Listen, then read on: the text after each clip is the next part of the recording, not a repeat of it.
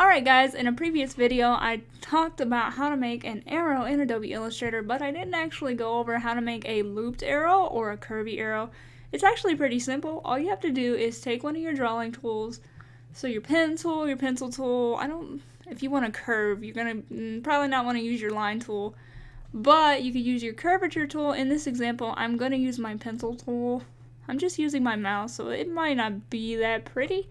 We're just going to draw a line. Now, if you do use your pencil, I believe this works with the pencil, you can always use the smooth tool and try to get it smoother.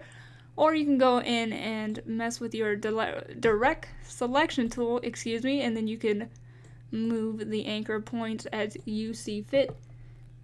The most important part of all of this is the stroke panel. You can get to that by going window and then down to stroke. If it opens up with less options, you just go to the hamburger menu. You click show options. Now you guys probably started off without it actually being dashed, so what you want to do is go down here and click dash lines, and then you play with the dash and the gap size. Now mine are actually rounded off because I have round cap on. You do that just by clicking that, otherwise it would be a square. Now to actually get the arrowheads, there's an arrowhead option here. And you just click your arrowhead and the ending one. Now if it looks too big or whatever, you can scale it down. The scale option is right underneath the arrowhead option. You can also scale down both at the same time by clicking the lock icon. Let's make sure that's actually working. Yes, it is.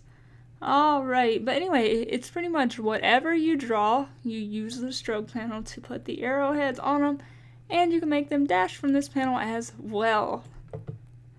So we have that. We're gonna throw this on there. And this, and if you want to reverse these little two arrows will actually reverse wherever you place the front and back end of the arrow. I hope that helps, and as always, thank you so much for watching, and I will talk to you again soon. Bye!